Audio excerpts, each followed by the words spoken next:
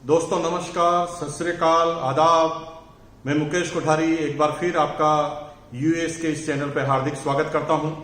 दोस्तों 10 मई से लगातार हम अलग अलग लीडरों के फंक्शन में बैठ रहे हैं। मेरा अगर पर्सनल अनुभव बताऊं तो मैं काफी सीखा हूं। मैंने अभी यूएस में कई ऐसे लीडरों को पहली बार लंबा इतना सुना है और मजे की बात है कि मुझे गर्व महसूस होता है मेरी टीम के ऊपर कि यूनिक एजुकेशन सिस्टम की जो टीम है उसका एक एक लीडर, उसके अंदर इतने सारी प्रतिभाएं छुपी हुई है। और दोस्तों बहुत सारे सब कोर लीडर हैं, कोर लीडर हैं और बहुत ही जल्दी साल भर के अंदर 2 साल के अंदर ये सारे प्री कोर और सब कोर लीडर हमारे कोर टीम के अंदर का हिस्सा होंगे। और दोस्तों इन सब लोगों को सुनने का आपको मौका मिलेगा। दोस्तों आज इस लाइव वेबिनार में कुछ विशेष टॉपिक को लेकर आज हम हाजिर हुए हैं। मैं एक बार फिर परिचय दे दूं, मेरा नाम मुकेश कोठारी है और मैं राजस्थान का रहने वाला हूं। राजस्थान में एक छोटी city Bhilwara, basically textile city है। 1973 में मेरा जन्म भीलवाड़ा में हुआ, इसी भीलवाड़ा में, और अपनी पूरी एजुकेशन मैंने भीलवाड़ा राजस्थान में ली। आई एम सिंपली बीकॉम, ज्यादा पढ़ा लिखा नहीं हूं मैं। मेरे से बहुत सारे ज्यादा पढ़े लिखे लोग होंगे। मैं आपको सत सत प्रणाम करता हूं, आपकी बुद्धिमत्ता को प्रणाम करता हूं, आपके ज्ञान को प्रणाम करता हूं। जीवन का अगर कोई भी और दौर होता तो शायद मैं आपका शिष्य होता और मैं आपसे सीख रहा होता, लेकिन आज मैं यहाँ पर सिर्फ इसलिए आया हूं क्योंकि आरसीएम का मेरे पास थोड़ा सा अनुभव आपसे ज्यादा है। पिछले 20 साल का मेरा आरसीएम का अनुभव है और उसी की वजह से आज मैं इस वेबिनार में हूं और आप सुन रहे हैं। बाकी निश्चित रूप से मैं आपको जिंदगी भर सुनूंगा और आप भी लोगों से जिंदगी भर मैं सीखता आया हूं और सीखता रहूंगा। दोस्तों 1973 में जन्म के बाद अपनी एजुकेशन कंप्लीट करने के बाद एक प्राइवेट नौकरी से मैंने अपना इकोनॉमिकल कैरियर चालू किया था। प्राइवेट नौकरी से इकोनॉमिकल कैरियर क्यों चालू किया आप अच्छी तरह समझ सकते हैं कि मेरे पिताजी करोड़पति थे। करोड़पति थे? नहीं दोस्तों, मेरे पिताजी मिडिल क्लास बैकग्राउंड में बिलोंग करते थे और डिफेंस सर्विसेज के अंदर वो थे। फिटनेस साथ नहीं देती थी, इस वजह से उन्हें कंपल्सरी रिटायरमेंट लेना पड़ा। और जब पिताजी का रिटायरमेंट हुआ मेरी एज मात्र 9 साल की थी और परिवार जो है इकोनॉमिकल क्राइसिस से गुजर रहा था। 6 भाई बहनों का मेरा परिवार था, पूरी फैमिली में सबसे छोटा था मैं। तो अक्सर जो छोटे बच्चे बहुत ज्यादा प्यारे होते हैं, लेकिन मेरे साथ कंडीशन कुछ और थी क्योंकि मैं जब छोटा था तो परिवार इकोनॉमिकल क्राइसिस से गुजरा था, तो हमें हर जगह समझौते करने पड़ते थे। मुझे वो वक्त याद है जब मेरी माँ जो है अपना पेट काट काट कर हमारे लोगों का लालन पोषण कराती थी।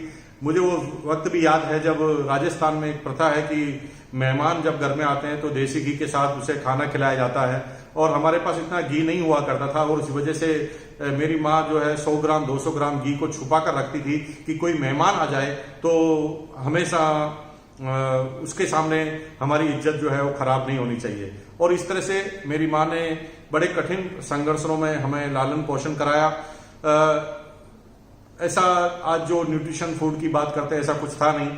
आपको आश्चर्य होगा कि कभी महीने 2 महीने में एक बार हमें दूध पीने को मिलता था और खाने में रोटी दाल और कभी कभी सब्जी, हरी सब्जी के अलावा कुछ होता नहीं था।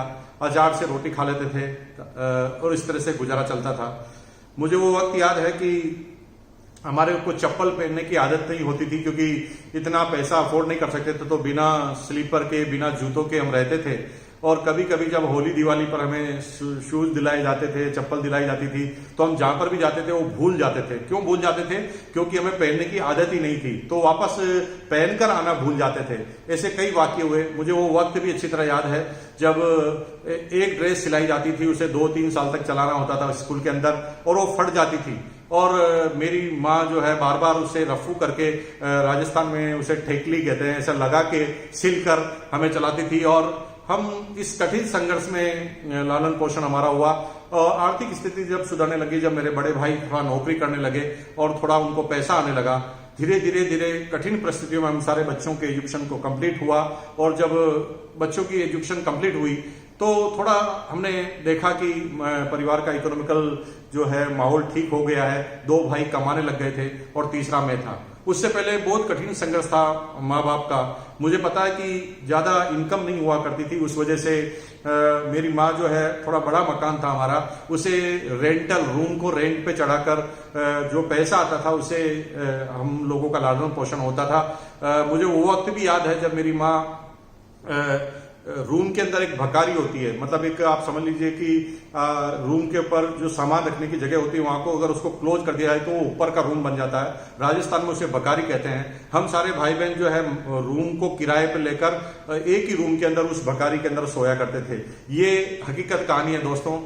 इसी भीलवाड़ा में मेरा जन्म हो गया और उसके बाद पूरी लालन पोषण इस तरह से हुआ। लेकिन बचपन से ही पैसा कमाने की जिद थी अंदर, क्योंकि परिवार में जब भी हम इकोनॉमिकल क्राइसिस देखते थे तो उसकी वजह सिर्फ पैसा होती थी और बार बार दिमाग में कूट कर भरा हुआ था कि मुकेश कोठारी खूब पैसा कमाना है, इतना पैसा कमाना है कि पैसे का ढेर लगा देना है। लेकिन ऐसा मैं केवल सोचता था, लेकिन इसके जरिया मेरे पास नहीं था। और आपको आश्चर्य होगा इस वजह से, जब मैं बीकॉम का एग्जाम दिया तो अंदर काम करने की इतनी कूट कूट कर मेरा काम, मतलब अंदर भावनाएं भरी थी। इस वजह से क्या हुआ कि मैंने बीकॉम का एग्जाम खत्म होते ही, हमारा जो जिस जगह हम रहते हैं वहां पर एक चौराया है जहां पर हम सारे दोस्त वगैरह मिला करते थे। कुछ बड़े दोस्त भी थे हमारे, जो हमारे से एज में बड़े थे, जो नौकरी करते थे।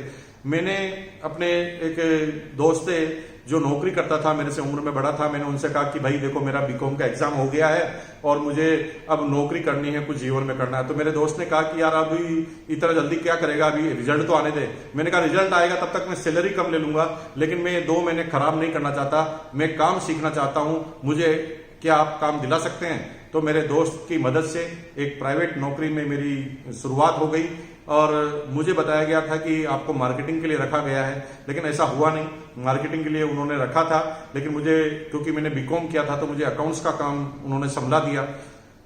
मैं संतुष्ट नहीं था। 3-4 महीने मेरे को काम दिया, मुझे जगह जगह इंटरेस्ट के डेबिट नोट बांट कर आने पड़ते थे। मुझे एक साइकिल दे दी गई, धूप में मैं वो साइकिल को ले जाता था, डेबिट नोट बांट के आता था और बारिश में भी उसी साइकिल पर रहता था, कभी कभी भीग जाता था।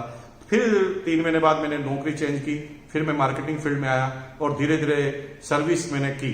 दोस्तों, जब मेरी पहली सैलरी 750 रुपए आई थी ना, तो दोस्तों मुझे पहली बार जीवन में ये पता चला कि पैसा कमाना बहुत कठिन काम है। इसके बारे में सोचना आसान काम है, सपने देखना आसान काम है, लेकिन पैसा कमाना बिल्कुल भी आसान काम नहीं है। लेकिन ये दौर लगातार चलता रहा, क्योंकि इसके अलावा मेरे पास कोई दूसरा रास्ता भी नहीं था। इस वजह से ये दौर लगातार चलता रहा और हुआ ये कि पैसा कमाना चाहता था, इसलिए नौकरी के दौरान भी चुप नहीं रहता था। जब भी मुझे कोई नई चीज दिखती थी तो मैं उसके बारे में जानकारी लेता था, और जो आपके साथ होता था मेरे साथ भी होता था। जब मैं किसी को अच्छे समोसे की दुकान चलती थी उसको देखता था तो मुझे लगता था कि मुझे समोसे का बिजनेस कर लेना चाहिए।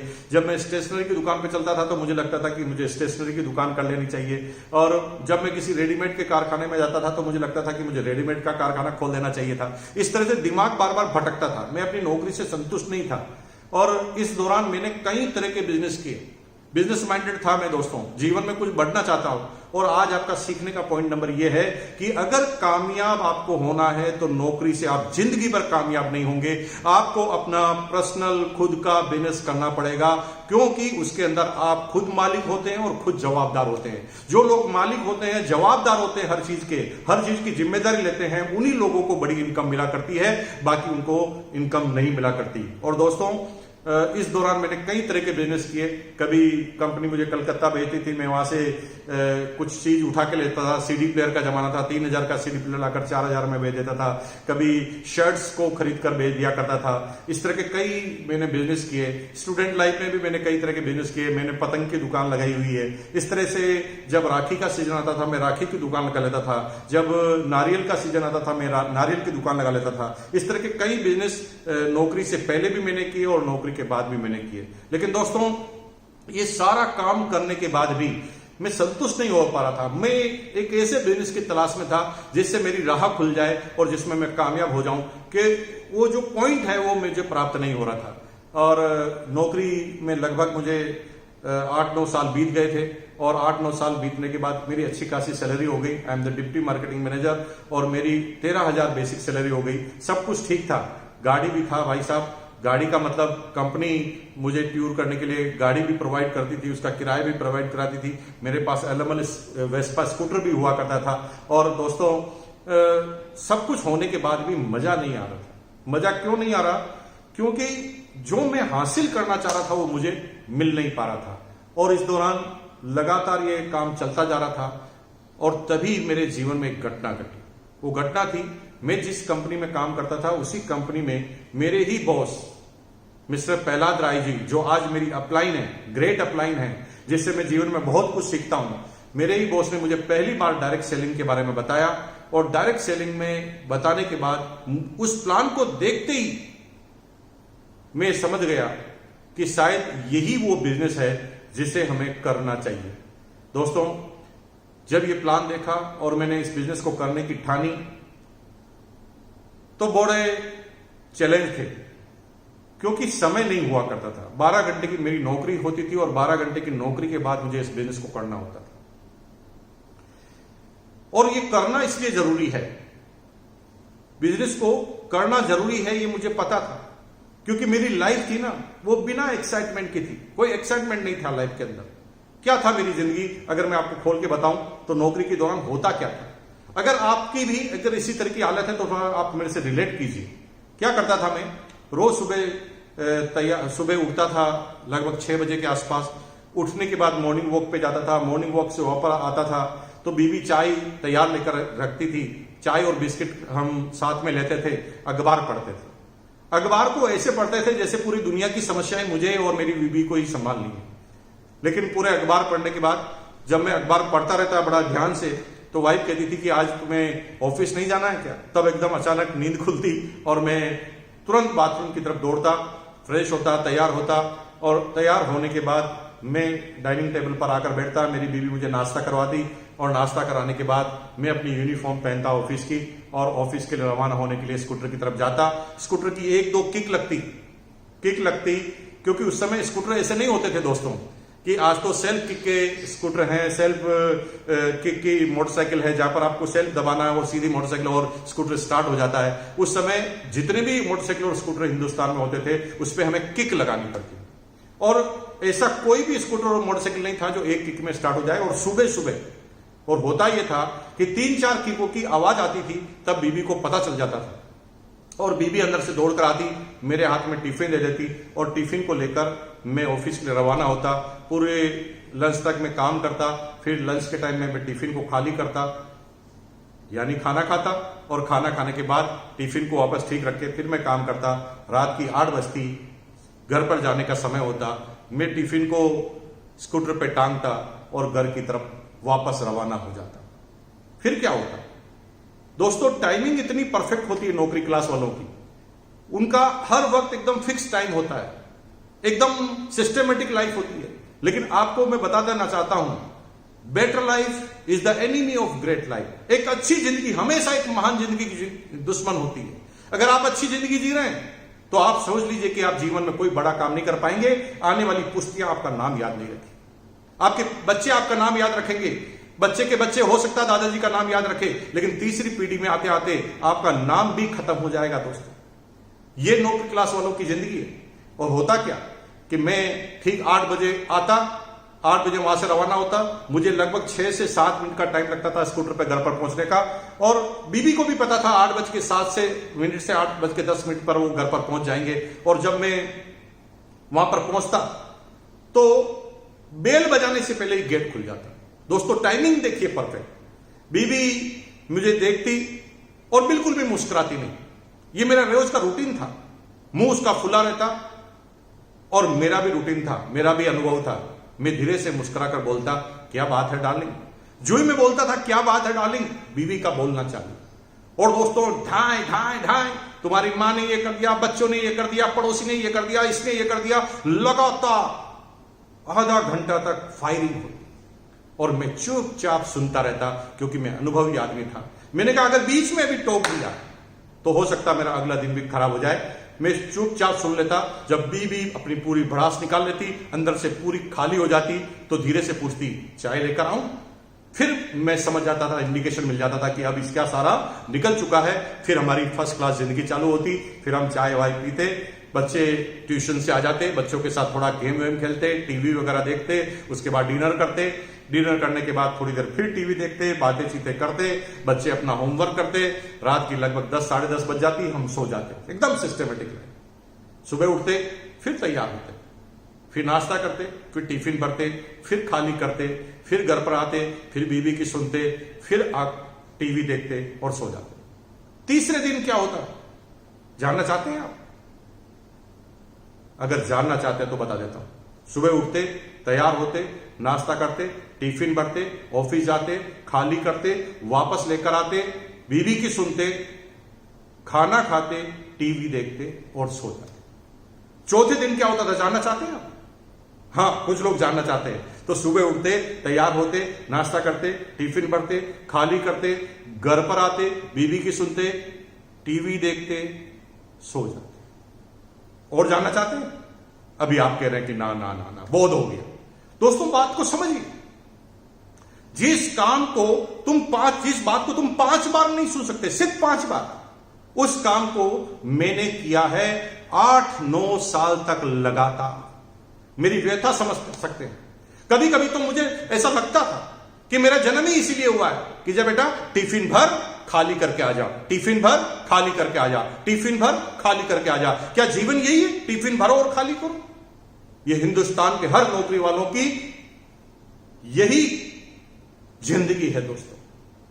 कभी कभी लगता है कि जो दुकानदार हैं, जो बिजनेस करते हैं, उनकी जिंदगी ठीक है। अरे दोस्तों, उसके बारे में बता दूं, आप में से बहुत सारे लोग अगर यहां पर बिजनेसमैन हैं तो थोड़ी मेरी बात सुन लीजिए आप। कुछ लोगों को लगता है दूसरे की थाली में ज्यादा घी नजर आता है। बिजनेस वालों को लगता है कि सर्विस वालों की जिंदगी ठीक है, सर्विस वालों को लगता है कि बिजनेस वालों की जिंदगी ठीक है।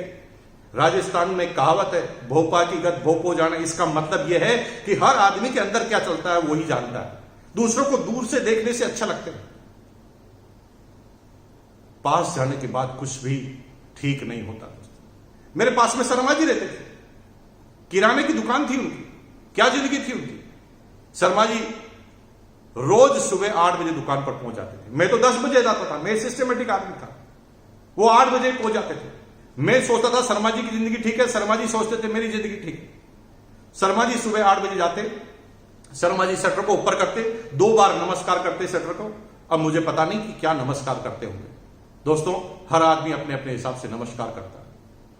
हर आदमी अपने बिजनेस की सफलता के लिए भगवान से प्रार्थना करता है, शटर को ऊपर करते हैं। थोड़े स्वार्थी होते हैं। अगर थोड़ा सोचिए कि आपकी क्लिनिक है और आप डॉक्टर हैं और हड्डियों के डॉक्टर हैं, तो क्या मांगते होंगे भगवान से? भगवान से यही तो मांगेंगे ना, ए भगवान मेरा बिजनेस चला देना। आप सोच सकते हैं आपका बिजनेस कैसे चलेगा? आपका बिजनेस तभी चलेगा दोस्तों जब किसी की टांग टूटेगी, और आपके नजदीक वाले की टांग टूटेगी तो ही आपकी क्लिनिक पे आएगा, कोई लंदन से आपके यहां नहीं आएगा। इसका मतलब है हर आदमी अपने जीवन और प्रजन के लिए, लोगों की सेवा के लिए कुछ भी करे, लेकिन उसे मांगना तो भगवान से यही पड़ता है कि मेरा बिजनेस चल जाना चाहिए। दोस्तों, शर्मा जी दुकान पर जाते थे, शटर ऊपर करते थे नमस्कार करके, फिर सफाई उफाई करते थे और फिर काउंटर पर बैठ जाते थे। शर्मा जी ना पूरी जिंदगी भर ग्राहकों का इंतजार करते थे। सुबह 8 से लगाकर रात को 8 बजे, 9 बजे, 10 बजे तक ग्राहकों का इंतजार करते थे। शर्मा जी की हालत यह थी कि शर्मा जी पूरी जिंदगी भर ग्राहकों का इंतजार करते थे और शर्मायन यानी शर्मा जी की बीवी जिंदगी भर शर्मा जी का इंतजार करती थी। संडे को भी दुकान खोल देते थे। कभी कभी तो बच्चे ही अजीबोगरीब घटना कर देते। शर्मा जी के जो बच्चे थे ना, वो शर्मा जी को कहते थे ये हमारे संडे वाले पापा, क्योंकि Sharma ji Sunday to Sunday नजर आते थे। संडे जल्दी दुकान बंद हो जाती थी, बच्चे देख लेते थे, क्योंकि बच्चे रोज सुबह उठते थे, उससे पहले शर्मा जी रवाना। शर्मा जी रोज आते थे, उससे पहले बच्चे सो जाते। शर्मा जी का नाम ही संडे वाले पापा पड़ा। सुबह जाते शटर ऊपर कर लेते, शाम को आते शटर नीचे करके घर पर। मेरी जिंदगी थी टिफिन भरो खाली करो, भरो खाली करो, भरो खाली करो, और शर्मा जी की जिंदगी थी शटर ऊपर शटर नीचे, शटर ऊपर शटर नीचे, शटर ऊपर शटर नीचे। दोस्तों, कहीं ये जिंदगी आपकी तो नहीं है। अगर आपकी है तो मेरी बात को आज एंड तक आप सुनना। ये मुकेश कोठारी आपसे बिल्कुल अलग नहीं है। जैसे आपकी जिंदगी ना, उससे भी बदतर जिंदगी मेरी थी, लेकिन एक सोच थी, एक डायरेक्शन था, अपलायनों का सानिध्य था, और जो जो सीखा उसको जीवन में उतारा। अगर मैं कामयाब बिजनेस में हो सकता हूं तो इस पृथ्वी पर एक सिंगल आदमी नहीं है जो कामयाब नहीं हो सकता। आपको आपके ऊपर कॉन्फिडेंस हो या ना हो, मुकेश कोठारी को है। आपके पिताजी को, आपके माताजी को, आपकी बीवी को, आपके भाई को, आपके दोस्त को, आपके समाज को आपके ऊपर कॉन्फिडेंस हो कि नहीं हो? मेरे को कॉन्फिडेंस है कि आपका जन्म ही कामयाबी के लिए हुआ है और आप कामयाब होकर रहेंगे। अगर यस तो लिखिए, चैट बॉक्स में जाकर लिखिए तैयार हैं हम कामयाबी के लिए। यस नहीं लिखना है, लिखिए तैयार हैं हम कामयाबी के लिए। अगर तैयार हैं तो मुकेश कोठारी दावा करता है, वादा करता है कि आज मैं जिन बातों का उल्लेख करूंगा उन चीजों को करने के बाद आपकी कामयाबी फाइनल है। 1001% फाइनल है। रेडी हैं आप लोग? अगर रेडी हैं तो बात चालू करते हैं। दोस्तों, जब इस बिजनेस के अंदर आया, जब मैं पहली सेमिनार में गया, पहली मीटिंग में गया, ज्यादा कुछ समझ में नहीं आया, लेकिन मोटा मोटी यह बात समझ में आई कि इस बिजनेस में लग कुछ नहीं सकता। इस बिजनेस में पैसा नहीं लगाना है। इस बिजनेस में दुकान नहीं खोलनी है। इस बिजनेस में कोई फिक्स समय नहीं देना है। इस बिजनेस को करने के लिए कोई त्याग नहीं करना है। इस बिजनेस को करने के लिए आपको कोई हिसाब किताब नहीं रखना है, बही खाता मेंटेन नहीं करनी। इस बिजनेस को करने के लिए कोई टेंशन नहीं लेनी। इस बिजनेस में वो कुछ भी नहीं करना पड़ता जो आपको अभी अपने बिजनेस में करना पड़ता है। और दोस्तों, ये अजीबोगरीब बिजनेस है, फिर भी इस बिजनेस को क्यों लोग बाग नहीं करते हैं? अगर आप नहीं कर पा रहे हैं तो मैं बता दूं, इस बिजनेस को नहीं करने के पीछे सिर्फ एक कारण है। वो एक कारण क्या है? वो एक कारण यह है कि इस बिजनेस की एंट्री और एग्जिट एकदम आसान है। दोस्तों, मेरे सीनियर साथी भी यहां पर सुन रहे होंगे बात। तुरंत 3 महीने 6 महीने क्या संघर्ष किया, अगर रिजल्ट नहीं आए तो 6 महीने बाद हम बैलेंस शीट बनाना चालू करते हैं, इधर उधर झांकना चालू करते हैं, इस कंपनी का प्लान, उस कंपनी का प्लान, बिजनेस को छोड़ देते हैं। दोस्तों, बिजनेसमैनों की बैलेंस शीट ऐसे नहीं बनती। आज मुकेश अंबानी जी ने जियो चालू किया तो एक दिन में बैलेंस शीट बनाई क्या? 3 साल तो उन्होंने, 2 साल तो उन्होंने सब कुछ फ्री में, हालांकि वो कैपेबल थे, वो ट्रेडिशनल बिजनेस था, लेकिन उन्हें बिजनेस का भविष्य पता था। उनको पता था कि पैसेंस अगर मैं रखूंगा तो मैं 100% कामयाब होऊंगा। आज हिंदुस्तान की सबसे बड़ी कंपनी मोबाइल के अंदर। दोस्तों, आपकी कामयाबी फाइनल है और आप कामयाबी के लिए पैदा हुए हैं। मुकेश कोठारी ये दावा करता है आपसे। और जब मैंने देखा कि इस बिजनेस में ऐसा कुछ करना नहीं पड़ता, एंट्री और एग्जिट जो है आसान है। इस बिजनेस को ज्वाइन करने के लिए कुछ लगता नहीं है। और पड़ोसी ने, आपके रिश्तेदार ने बोल दिया ये बेकार बिजनेस है, ऐसा ये हो गया, वैसा हो गया, आप तुरंत कहते हैं अरे सब लोग मना कर रहे हैं, शायद ये बिजनेस नहीं चलेगा, आउट। एंट्री आसान क्यों है? क्योंकि कुछ लगता ही नहीं है। कोई भी आदमी आता है, वो कहे भैया ज्वाइन करना है, आपको सामान लेने हैं घर के, आप तुरंत कहते हैं भाई जब कुछ लग ही नहीं रहा घर के ही सामान लेने तो ज्वाइन करा दो। अगर आपको लग रहा है कि इस बिजनेस को ज्वाइन कराना कठिन है तो आप गलतफहमी में जी रहे हैं। दुनिया में सबसे सस्ता काम अगर कोई है, सबसे सरल का काम है तो किसी को ज्वाइन कराना है, वो भी RCM की डायरेक्ट सेलिंग में किसी को ज्वाइन कराना, क्योंकि कुछ लगता तो है ही नहीं। कोई आदमी नमक खा के, हल्दी खा के, धनिया खा के, बिस्किट खा के ज्वाइन कर लेता है। अब बताओ ये कोई बहुत बड़ी बात है? अगर आप ज्वाइनिंग कराने को बड़ी बात समझ रहे हैं तो आप गलतफहमी में जी रहे हैं। इस बिजनेस में किसी को टिका देना बड़ी बात है। एंट्री और एग्जिट इजी होने के बाद कोई टिकता नहीं आसानी से। लो ऑफ एवरेज में 5, 7, 10% आदमी ही टिकते होंगे, बाकी इतने बड़े विजन को नहीं ले पाते। जिससे भी मिलते हैं ना करता है, तुरंत भाग जाता है। अरे दोस्तों, ना करने से अगर तुरंत भाग जाते आप तो थोड़ा सोचो ना। अगर पान की दुकान आप खोलो ना, पान की दुकान जिसमें 2 लाख रुपए 3 लाख रुपए आप इन्वेस्ट कर दो, और एक दिन अगर कम कस्टमर आए तो क्या आप 3 लाख रुपए को डुबो देंगे, दुकान को बंद कर देंगे? आप नहीं करेंगे, क्योंकि 3 लाख लगाकर आप फंस गए हैं। और आप पैसेंस रखते हैं तो दुकान जम भी जाती है। वहां एंट्री और एग्जिट एकदम इजी है। यहां एंट्री एग्जिट इजी है, इसलिए लोग आप सीरियस नहीं होते। दोस्तों, सीरियस होना है। आज आपको यह मानना है कि मैंने इस बिजनेस को ज्वाइन किया है तो मैंने 1 करोड़ रुपए का इन्वेस्ट किया है। अगर 1 करोड़ रुपए के इन्वेस्ट करने के बाद अगर आप छोड़ने की बात कहते हैं तो फिर बिजनेस करो। दोस्तों, जब भी दिमाग में यह आइडिया है ना कि मैं इस बिजनेस को छोड़ दूं, तो सिर्फ इतना सोचो 1 करोड़ लगाया है वो डूब जाएगा। फिर देखिए आप इस बिजनेस को छोड़ पाते हैं। और आप नहीं छोड़ पाएंगे, लगातार लगे रहेंगे, तो फिर आपकी कामयाबी पाएंगे। और इसके लिए अगर ज्यादा जानकारी चाहिए तो मिस्टर सुरेंद्र वस, द डायमंड सुरेंद्र वस की आप 5 या 45 साल की वो टेप को सुन लेना, आपको क्लियर हो जाएगा क्या मिलने वाला इस बिजनेस के अंदर। और दोस्तों, मैंने इस बिजनेस को ज्वाइन किया, ज्यादा आसान चीज नहीं थी। ज्वाइन करने के बाद मैंने भी संघर्ष किया। बच्चा था मैं, एज मात्र 26 साल की थी। बड़े बड़े लोगों से मिलता था, कहता था कि ऐसे बिजनेस करने से ऐसे ऐसे पैसा आ जाएगा, लाखों रुपए आ जाएंगे। कोई बिलीव नहीं करता था। जितने भी बड़े बुजुर्ग लोग थे ना, वो बाल पर हाथ लगा के कहते कि भाई कैसी बात करता है, कपड़े पहनने से, सामान लेने से पैसा आ जाएगा, अमीर बन जाएंगे। ये बाल है ना, धूप पे सफेद नहीं हुए हैं, उम्र देखी है हमने।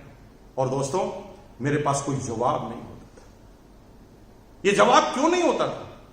क्योंकि मेरे पास अनुभव नहीं था।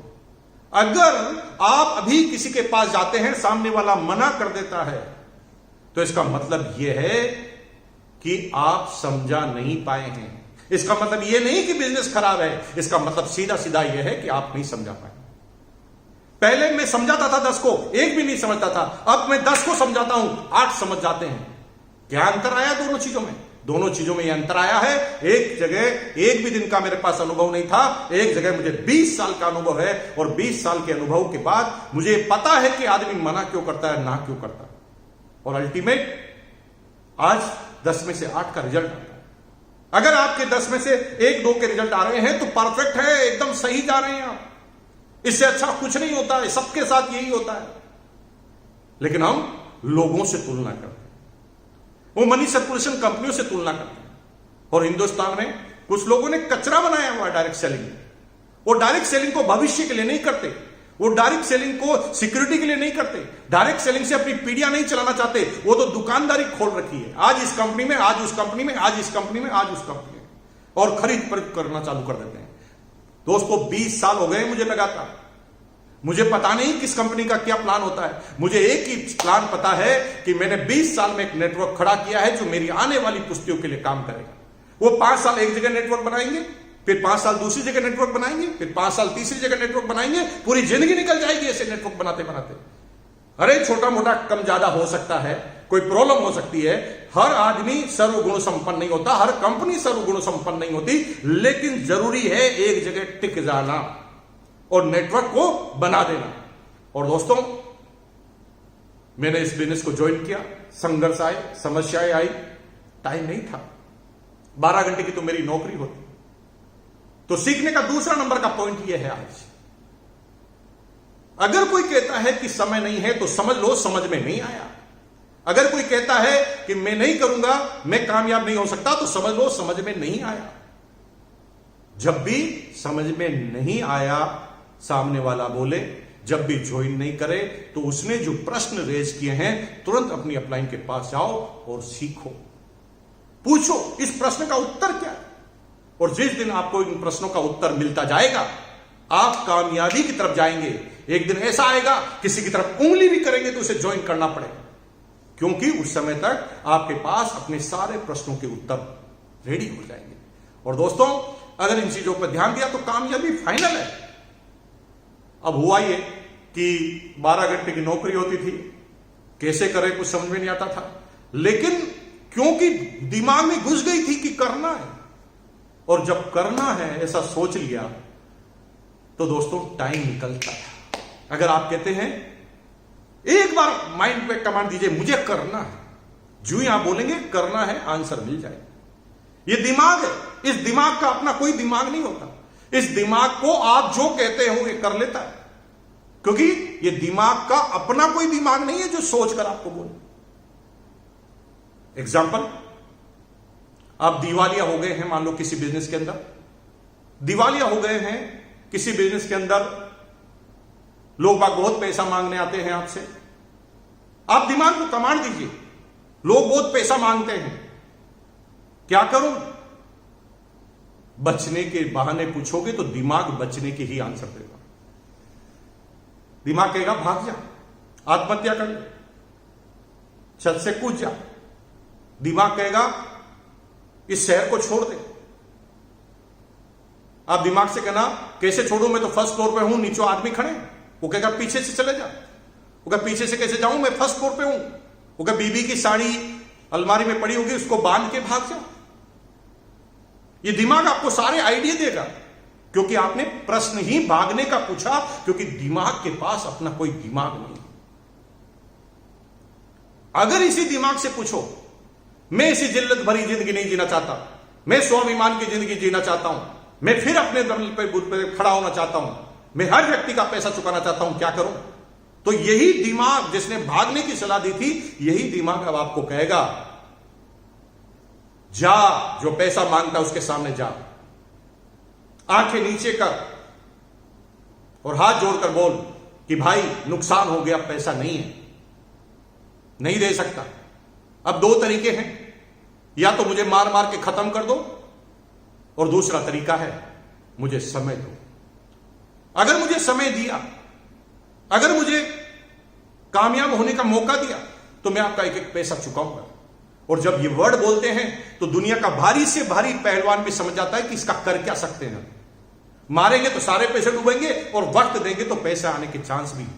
और दोस्तों, आपने जो दिमाग को कमांड दी, वही दिमाग ने महसूस की, उसने उसका ही आंसर दिया। मैंने कहा करना है, तो फिर रास्ते निकले।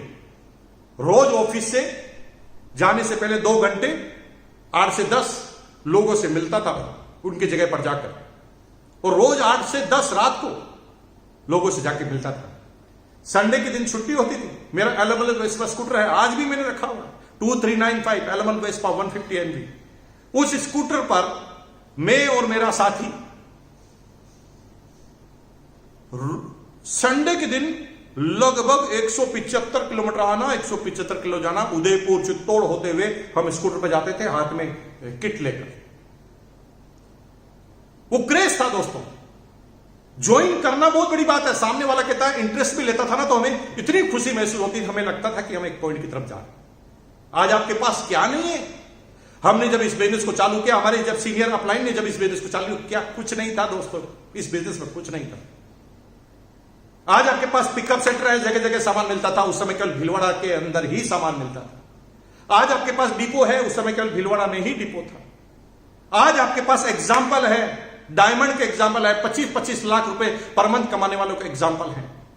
हमने जब काम किया था ना, एक भी कमीशन नहीं आया था। जब मैंने ज्वाइन किया था, कोई कमीशन नहीं आया था किसी को। जब किसी को प्लान बताते थे ना, तो कहते थे तेरे को कितना आया, तो हम कहते थे तुम जुड़ोगे तभी तो आएगा। यह हकीकत थी दोस्तों। आज आपके पास इतने प्रोडक्ट हैं, हमारे पास सिर्फ एक प्रोडक्ट था। आज आपके पास मीटिंग है, सेमिनार है, अपलाइन की गाइडलाइंस है, अपलाइन का अनुभव है, यूनिक एजुकेशन सिस्टम है, लेकिन हमारे समय में ऐसा कुछ था ही नहीं। एक ही चीज थी, दिमाग में घुस गया था कि करना है। अगर आपने दिमाग में घुसा लिया कि करना है, तो मुकेश कोठारी गारंटी देता है कि आप कामयाब होंगे। आज आप बोलिए मैं तैयार हूं, लिखिए, चैट बॉक्स पे लिखिए मैं तैयार हूं। मैं वेट करता हूं, जब सारे लोग लिखेंगे तो मैं बात करूंगा, नहीं तो समझ लीजिए सेमिनार समाप्त हो गई। लिखिए मैं तैयार हूं। अगर आप तैयार हैं तो मैं भी तैयार हूं।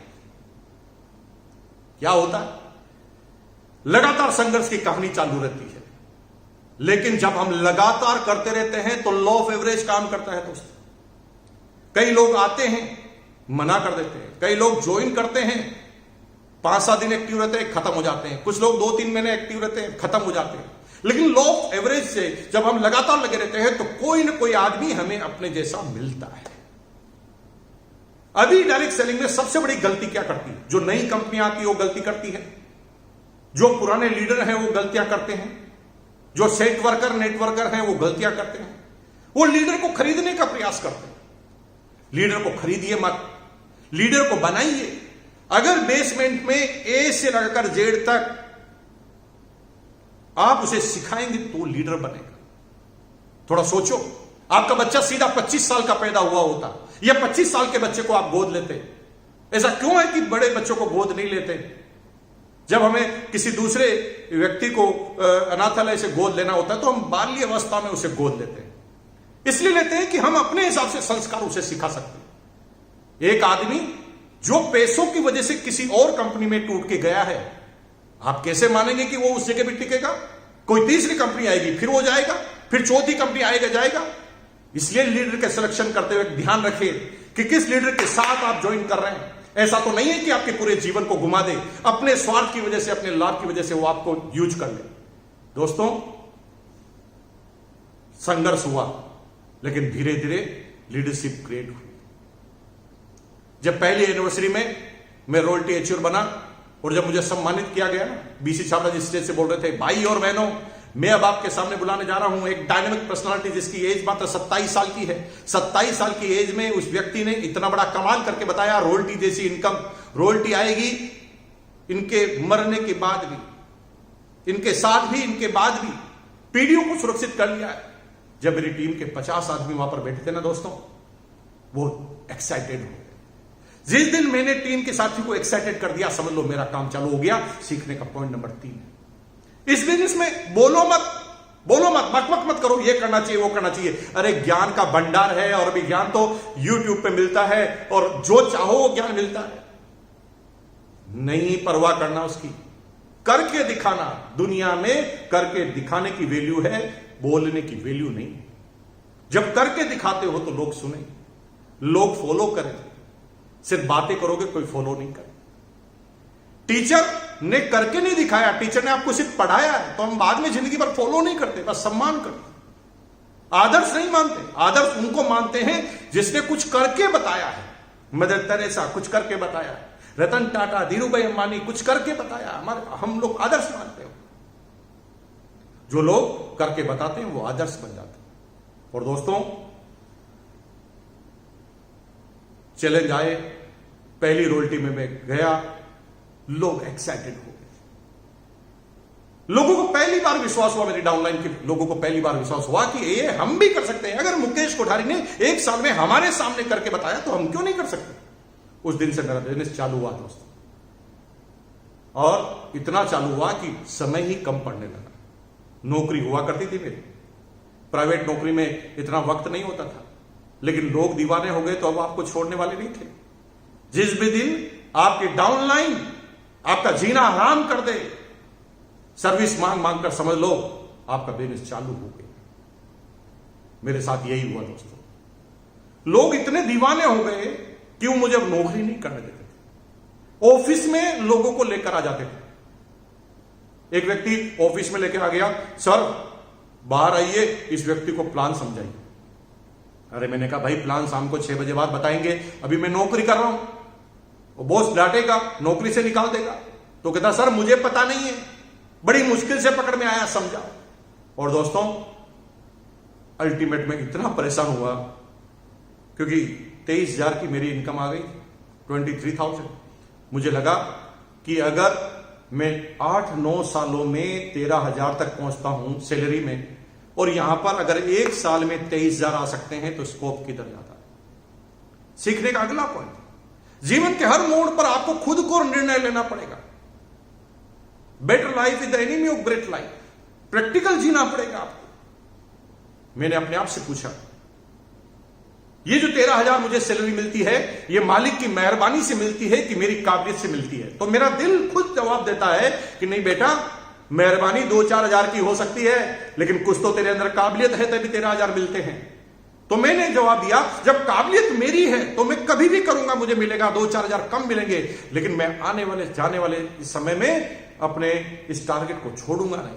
कुछ करके दिखाना है मुझे। और अल्टीमेट मैंने त्याग पत्र दे दिया नौकरी से। सब लोग नाराज हुए, लेकिन वो नाराजगी तब तक ही थी जब नया नया टॉपिक था। लेकिन मैं इतना बिजी हुआ, इतना भागने लगा, इतना दौड़ने लगा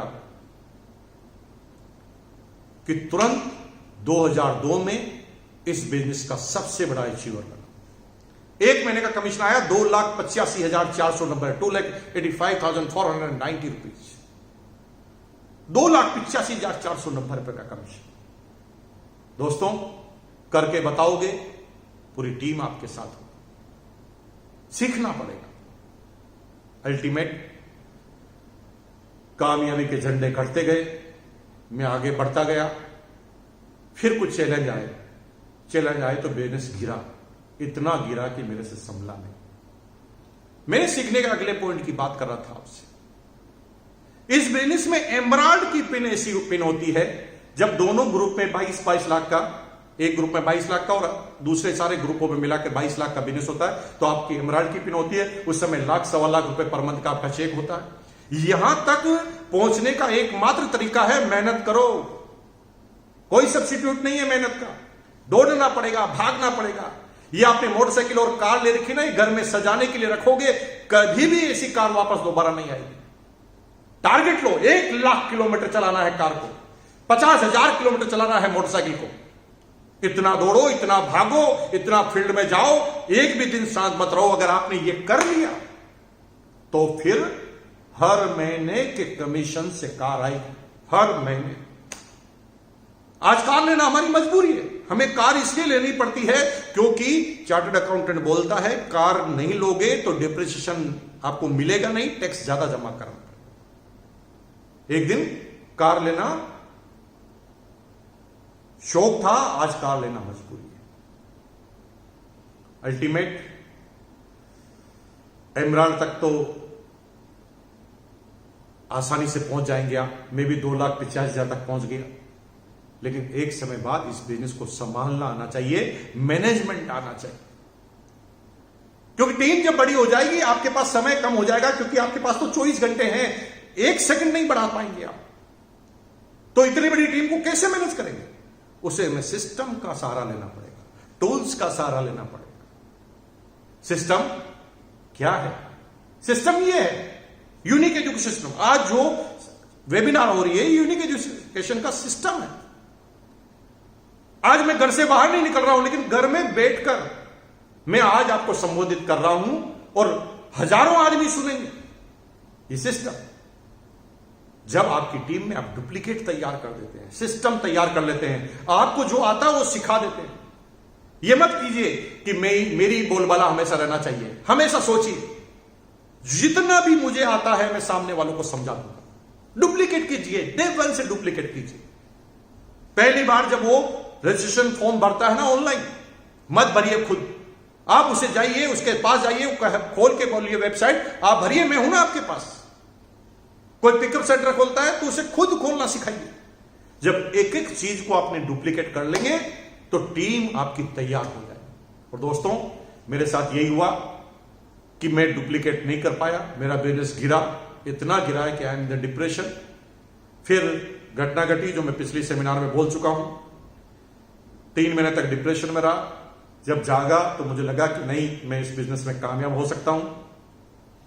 वो कहानी, वो कविता बचपन में आपने सुनी होगी, लहरों से डरकर नौका पार नहीं होती, कोशिश करने वालों की कभी हार नहीं होती। असफलता एक चुनौती है, स्वीकार करो।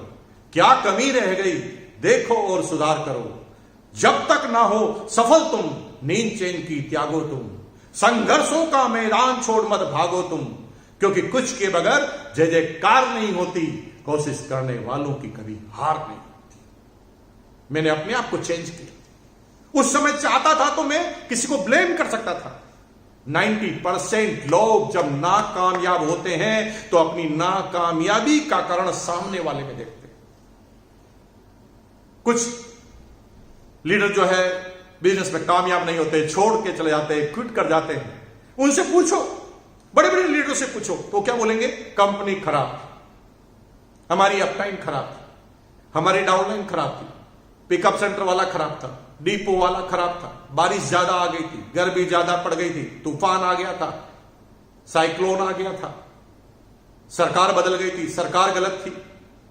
अरे कितने ब्लेम करोगे यार? अगर ये सब कुछ गलत है तो फिर कुछ लोग तुम्हारे इसी गलती में कैसे कामयाब हो गए? ये तुम सिर्फ अपने आप को संतुष्ट कर रहे हो। अगर कामयाब नहीं हुए तो आपको मानना पड़ेगा मैं एकमात्र कारण हूं। इस जीवन में ना आप अपनी बीवी को सुधार पाएंगे, न बच्चे को, न समाज को, न देश को। अगर किसी व्यक्ति को सुधारा जा सकता है तो खुद को। आप अपने आप को सुधारने के अलावा और कुछ नहीं कर सकते। और दोस्तों, जब मैंने अपने अंदर बदलाव किए, जब मैंने सोचा कि मुझे क्या क्या करना चाहिए, तो दोस्तों धीरे धीरे मुझे पता चलने लगा। और उसके बाद मैं बिजनेस में तेज गति से आगे बढ़ने लगा। इतना तेज गति से आगे बढ़ा कि आज मुझे बिजनेस को करते हुए 20 साल हो गए हैं। 20 साल में मुझे क्या क्या मिला है मैंने पिछले वेबिनार में बोल दिया। आज बहुत सारे मकान हैं, मकान बनाने का ही बिजनेस है, होटल्स हैं। आज जिस जगह मैं होटल में शूट कर रहा हूं, अपनी पिछली जो वेबिनार थी मैंने दूसरी होटल में शूट की थी। आज गाड़ी है, बंगले हैं, नौकर है, चाकर है, विदेश यात्राएं हैं, जब चाहे तब चले जाते हैं। अभी पिछले साल ऑस्ट्रेलिया गए, इस बार हम लंदन जा रहे हैं 1 महीने के लिए। जितना जाए जितना घूमे कोई कमी नहीं। समय खूब है हमारे पास, पैसा बहुत है, सिक्योरिटी इतनी है कि मेरे बच्चे अगर नालायक भी होना भाई साहब, तो उसे जितना मैं छोड़ के जाऊंगा वो पूरा नेटवर्क मिलेगा। वो अगर उनको नेटवर्क संभालना नहीं आता फिर भी चलेगा। क्यों? क्योंकि मैंने डुप्लीकेट तैयार कर दिए टीम। और मेरे नेटवर्क के लोग मेरी कमाई के लिए काम नहीं कर रहे हैं, वो अपने भविष्य के लिए काम कर रहे हैं। और जब वो अपने भविष्य के लिए काम करते रहेंगे तो मेरी पुश्तियों को इनकम देना मजबूरी है। वो कुछ करे या ना करे, इनकम आने वाली। दोस्तों, अल्टीमेट क्या क्या मिला मैं उस पर नहीं जाऊंगा, वो आप मेरी प्रोफाइल वीडियो में आप देख लेना क्या मिला क्या नहीं मिला। मैं आज जाऊंगा कामयाबी का क्या कारण है। कामयाबी का एकमात्र कारण है नो, NO, नो। कितनी नो सुनेंगे उस पर कामयाबी मिलने वाली है। दुनिया में अगर कोई भी कामयाब है तो एकमात्र वजह है कामयाबी के पीछे, वो है नो। कौन नो नहीं सुनता? अब सिर्फ 3 आदमी ने मना कर दिया और आप परेशान। 1 आदमी ने मना कर दिया, परेशान। अरे दोस्तों, थोड़ा सोचो। वो मारुति कार का डीलर है ना आपकी सिटी में, कितने कारें बिकती है कितने आदमी आने के बाद? कभी जाके परसेंटेज पूछना। 100 आदमी आते ना, 100 आदमी, 100 आदमी कार के शोरूम पे चढ़ते हैं ना, सिर्फ 3 कारें बिकती है, 3 ओनली। 97 आदमी जो आते हैं ना, वो केवल देख कर जाते हैं, गाड़ी में बैठ कर जाते हैं, टेस्ट ड्राइव करके जाते हैं, चाय पी कर जाते हैं, नाश्ता करके जाते हैं। और सेल्समैन को पता है कि ये फर्जी आदमी है, खरीदेगा नहीं, लेकिन वो भविष्य का कस्टमर है, इसलिए वो कभी भी बेरुखी से पेश नहीं आता। वो कहता ना कोई बात नहीं सर, नया मॉडल आएगा तब आप खरीद लेना, सर आप चाय तो पी के जाइए, सर आपका मोबाइल नंबर देख के जाइए। 97 लोगों से ना सुनने के बाद 3 कारें ली। उस 2 व्हीलर की शोरूम के कंपनी पर जाइए, मालिक कभी वाच कीजिए। 100 आदमी आते ना, तब 5 से 10 2 व्हीलर बिकते हैं। 90 लोगों की ना सुनने के बगैर 10 बिक नहीं सकती। जिन लोगों ने करोड़ों रुपए लगाया है, कार वाले ने 50 करोड़ से ज्यादा इन्वेस्ट किए हैं, 2 व्हीलर वालों ने 5 से 7 करोड़ से ज्यादा इन्वेस्ट किए, फिर भी वो इतनी ना क्यों सुन रहे हैं? क्योंकि इतने पैसे लग चुके हैं। अगर वो नेगेटिव हो जाएगा तो सीधा पैसा डूबेगा, फंस गया है। आप खुशनसीब आदमी हैं कि फंस नहीं रहे, बिना फंसे ना सुनना है। आप क्या बात करूं मैं आपसे, ना सुनने में इतनी प्रॉब्लम। अगर नहीं समझ में आ रहा है तो जाइए अपने मोहल्ले के अंदर, आपके पास में जो बाजार है उसके अंदर जाके जाइए, साड़ी के शोरूम पे जाइए। एक लेडीज है ना, एक लेडीज जब तक 100 साड़ियां बिखेर नहीं देती तब तक वो एक खरीदती नहीं। और कई बार तो ऐसा होता है 100 बिखेर कर कहती है कि भैया इसमें थोड़ा पिंक मिलेगा क्या? सेल्समैन बेचारा 100 साड़ी खोलने के बाद भी दौड़ जाता है, पिंक कलर लेकर आता है। तो भाभी जी कहते हैं नहीं नहीं, थोड़ा इससे थोड़ा और पिंक। वो बेचारा और भागा जाता है और पिंक लेकर आता है। जब और पिंक लेकर आता है तो कहता भैया आप समझ नहीं रहे, बिल्कुल स्लाइड सा पिंक। सेल्समैन को इतना गुस्सा आता है कि हथौड़ा ठोक दे उसके सिर पर, लेकिन वो प्रेम से भाभी जी अच्छा है, खुद साड़ी पहन कर बताता। और कई बार तो 100-200 साड़ियां खुलाने के बाद भी लेडीज बोलकर जाती है भैया आज है ना कुछ समझ में नहीं आ रहा। तो सेल्समैन और दुकानदार कहता है भाभी जी कोई बात नहीं, कल परसों है 1 महीने बाद नया स्टॉक आने वाला, आप पधारिए।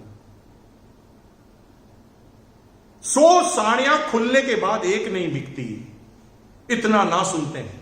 और फिर भी ना क्यों सुन लेते हैं? क्योंकि करोड़ों रुपया लग गया है शोरूम में।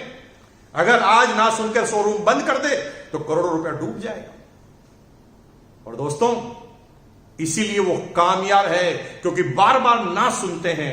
ना सुनने की वजह से वो कामयाब हो गए। अगर आप भी ना सुनने के लिए तैयार हैं तो नीचे लिखो, हम तैयार हैं। चैट बॉक्स पे जाकर लिखिए, हम तैयार हैं, मैं वेट करता हूं। अगर आप तैयार नहीं है तो छोड़कर जाइए। आपके लिए दुनिया पड़ी है, खूब कामयाबी मिलेगी आपको। हम आपसे, भगवान से प्रार्थना करेंगे कामयाबी मिलेगी। लेकिन अगर इस बिजनेस में कामयाबी चाहनी है तो लिखो, हम तैयार हैं। दोस्तों, ना तो सुननी पड़ेगी। क्या नहीं है आपकी कंपनी के पास? अगर पैसा नहीं लगाना, हिसाब किताब नहीं रखना, गोरे काले का भेद नहीं, जाति धर्म का भेद नहीं, सीट कोई फिक्स नहीं है, रिजर्वेशन नहीं है, पैसा लगाना नहीं, दुकान लगाना नहीं, स्टॉक रखना नहीं, फिर भी कामयाब नहीं हो पा रहे हैं दोस्तों, तो उसका एक मतलब है, या तो आपके अंदर कामयाबी होने की काबिलियत ही नहीं है, या फिर मेडिकल चेकअप कराओ, उसके अंदर कोई ना कोई चैलेंज जरूर निकलेगा।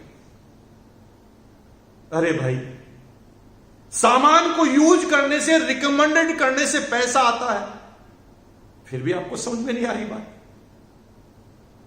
छोटा ना छोटा 10 साल का छोटा बाबू, आपका घर का बच्चा, उससे पूछना कि बेटा, एक दुकान से सामान लेते हैं तो पैसा आता है, दूसरी दुकान से सामान लेते हैं तो पैसा जाता है, कौन सी दुकान से सामान लेना चाहिए? तो 10 साल का बच्चा कहेगा, अरे पापा, इसमें समझने की बात क्या, दिमाग नहीं है आपके अंदर? जहां से पैसा आता वहीं से तो लेना। और पैसा आता है और उस बिजनेस में कुछ लग नहीं सकता, उसमें थक जाते हैं, तो फिर डाउट होता है। दोस्तों, डायरेक्ट सेलिंग की कंपनी को चयन कर लीजिए ठीक। और आरसीएम बिजनेस को क्यों करना चाहिए, मैं क्यों रिकमेंड करता हूं? क्योंकि हम अपने कंपनी में भविष्य लगाते हैं। अगर 3 साल काम किया और कंपनी भाग गई, जैसे हर साल कंपनियां भागती, बंद हो जाती, तो भाई पैसा जो खोया है ना आपने, पैसा तो जिंदगी भर वापस कमाया जा सकता है, दूसरे बिजनेस में भी कमाया जा सकता है, लेकिन 3 साल जो कंपनी ने बर्बाद कर दिए हैं, उन 3 साल को वापस लाने का आपके पास कोई तरीका नहीं है दोस्तों। इसलिए मेरे भाइयों और बहनों, अगर आपने सोच लिया है कि करना है, तो कंपनी का चयन सबसे ज्यादा जरूरी है। कौन सी कंपनी में काम करें, कौन सी कंपनी में नहीं काम करें, क्योंकि कंपनी अगर भाग गई तो फिर आपके पास कोई तरीका नहीं है, नहीं ला सकते समय को वापस। अगर समय को वापस नहीं ला सकते तो सही चयन होना जरूरी है, क्योंकि हम जिस कंपनी में काम कर रहे हैं उस कंपनी का टिकना बहुत ज्यादा जरूरी है। इसलिए सबसे पहले अगर आप ये चाहते हैं कि आपकी कंपनी कौन सी ज्वाइन करें, तो सबसे पहले कंपनी की प्रोफाइल को चेक कीजिए। हमारी कंपनी की प्रोफाइल क्या है? 17 लाख स्क्वायर फीट में तो केवल ऑफिस है। अरे सारी कंपनियों के एमएलएम ऑफिस को भी मिलाए ना, तो 17 लाख स्क्वायर फीट नहीं, 17 लाख स्क्वायर फीट का आरसीएम वर्ल्ड भीलवाड़ा के अंदर, जहां ऑडिटोरियम मौजूद है, जहां पर गेस्ट हाउस मौजूद है, जहां पर कैंटीन मौजूद है, जहां पर सारी चीजें मौजूद है, जहां पर रेगुलर एकेडमिक क्लास चलती है, 17 लाख स्क्वायर फीट का ऑफिस है। पोर्टफोलियो समझिए आप, कंपनी के 50% से ज्यादा प्रोडक्ट खुद बनाती है कंपनी। डायरेक्ट सेलिंग की सारी कंपनियां माल खरीद कर बेचती है। अरे दोस्तों, उनको इन्वेस्टमेंट इसलिए नहीं करना क्योंकि कभी भी भागना है। कंपनी के खुद के प्लांट है, सब जगह खुद के इन्वेस्टमेंट है। पिकअप सेंटर, हिंदुस्तान में कौन सी ऐसी कंपनी जिसके पास 10,000 पिकअप सेंटर हो? हिंदुस्तान की एक भी डिस्ट्रिक्ट ऐसी नहीं है, एक भी तहसील ऐसी नहीं है जहां पर आरसीएम का प्रोडक्ट अवेलेबल ना हो। 10,000 पिकअप सेंटर किसी के पास है तो मेरे से बात कीजिए। नई श्रृंखला चालू हो रही है वंडरवर्ल्ड की, पता है ना आपको? मॉल, आरसीएम के प्रोडक्ट के बड़े बड़े सेंटर, जहां पर गुड मॉर्निंग से गुड नाइट तक सारे प्रोडक्ट मिलेंगे और वो भी सजे हुए। इस साल 150 आरसीएम वर्ल्ड खुलने जा रहे हैं पूरे इंडिया में, जो हिंदुस्तान में दुनिया की कोई डायरेक्ट सेलिंग कंपनी अभी तक नहीं कर पाई है, वो आरसीएम करने जा रही है, आरसीएम वर्ल्ड के नाम से। डिपो की व्यवस्था सब जगह देखेंगे तो लगभग आपको एक जगह सेंट्रलाइज डिपो मिलेगा। आरसीएम के 120 से ज्यादा डिपो हैं और 120 में से 100 डिपो ऐसे हैं जो कंपनी के खुद के ऑन प्रॉपर्टी पर है। दोस्तों, इन्वेस्ट वही करता है जिनको बिलीव होता है कि हम टिकेंगे। जिनको भागना होता है वो कभी भी इन्वेस्ट नहीं करता। दूसरे नंबर की चीज क्या है? मार्केटिंग प्लान को समझिए। मार्केटिंग प्लान 3 तरह के होते हैं। पहला मार्केटिंग प्लान होता है इनकम ओरिएंटेड।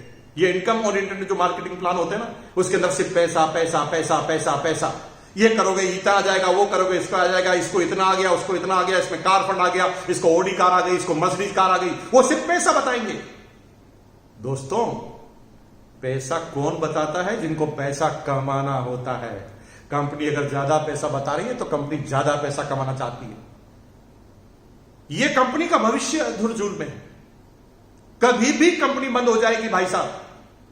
मेरा अपना अनुभव है 20 साल में। इन 20 सालों में हर साल एक कंपनी को मैंने भागते हुए देखा है। जो बड़े बड़े दावे करते थे, करोड़ों रुपए आएंगे, अरबों आएंगे, चेक बताते थे, वो कंपनी कहां गायब हो जाती है हमें पता नहीं है। कितने लोगों के भविष्य को चौपट कर देते हैं। एक प्लान होता है जो हमेशा इनकम ओरिएंटेड होता है। इससे आपको बच के रहें। कोई आदमी ज्यादा पैसे पैसे पैसे की बात करे तो समझ लेना कि यहां पर कोई ना कोई गड़बड़ है। दूसरा होता है लीडर ओरिएंटेड। यहां पर बेसिकली कंपनियां सही होती है, लेकिन ये कंपनियां सही तो होती है लेकिन गलत लीडरों के प्रभाव में होती है। ये कंपनियां तेज गति से बढ़ने के लिए लीडर की खरीद चालू करती है। और दोस्तों, जो लीडर बिक जाता है वो कंपनी का क्या भला करेगा? क्योंकि कोई तीसरी कंपनी आएगी, फिर वो बिक जाएगा। ऐसी कंपनियों का भी भविष्य खराब है जो लीडर को तोड़ फोड़ कर इधर उधर ले जाती है। लेकिन तीसरा जो मार्केटिंग प्लान होता है वो प्रोडक्ट ओरिएंटेड। जी हां दोस्तों, वहां पर इनकम बाय डिफॉल्ट आती है, सिक्योरिटी बाय डिफॉल्ट मिलती है, लेकिन कंपनी हमेशा फोकस करती है अपने प्रोडक्ट की रेट, प्रोडक्ट की क्वालिटी को। और लोग बाग प्रोडक्ट के दीवाने हो जाया करते हैं। इतने ज्यादा दीवाने हो जाया करते हैं प्रोडक्ट के कि वो बिजनेस करे न करे प्रोडक्ट ले। जैसे आप देखते होंगे, आप में से कितने लोग राइस ब्रान ऑयल यूज करते हैं? अगर राइस ब्रान ऑयल यूज करते हैं तो लिखो मैं करता हूं। चैट बॉक्स में जाके लिखो, बोलो मैं करता हूं। देखिए कितने लोग करते हैं। इतने लोग राइस ब्रान ऑयल यूज करते हैं। कई लोग ऐसे हैं ना दोस्तों जो आरसीएम नहीं करते, लेकिन अभी भी आरसीएम के पिकअप सेंटर पर आकर ऑयल वही खाते हैं। कई नेटवर्क कंपनी वाले जो लोग हैं जो आरसीएम को छोड़कर चले गए, दूसरी कंपनी में चले गए, लेकिन अभी भी ऑयल खाते हैं। इसका मतलब यह है कि प्रोडक्ट के दीवाने हो जाते हैं, बिस्किट के दीवाने हो जाते हैं, गुड डॉट के दीवाने होते हैं, न्यूट्रिशन के दीवाने हो जाते हैं, न्यूट्रीचार्ज के दीवाने। और वो लोग इन प्रोडक्टों को रेगुलर इस्तेमाल करते रहते हैं। जो कंपनी प्रोडक्ट का दीवाना बनाए, समझ लो वही कंपनी सही है डायरेक्ट सेलिंग के अंदर। जो कंपनी सिर्फ प्लान इनकम और पैसों की बात करे, वो कंपनी का बंद होना एकदम फाइनल है। तीसरी चीज देखनी है, प्रोडक्ट्स क्या है। कंपनी के कितने तरह के प्रोडक्ट्स होते हैं, कितने चीजों में होते हैं। जितने भी प्रोडक्ट आते हैं ना, वो सारे इंडियन रेट में है। डायरेक्ट सेलिंग में सारी कंपनियां प्रोडक्ट की रेट ज्यादा रखती है। हर प्रोडक्ट इंडियन कल्चर है। आपको ऐसा नहीं कहा गया कि एक बूंद डालो और पूरे परिवार वाले पेस्ट कर लेंगे। वही प्रोडक्ट जो मार्केट में अवेलेबल है, वही प्रोडक्ट जो अब तक आप सदियों से खरीदते आए हैं, वही प्रोडक्ट आरसीएम के अंदर है।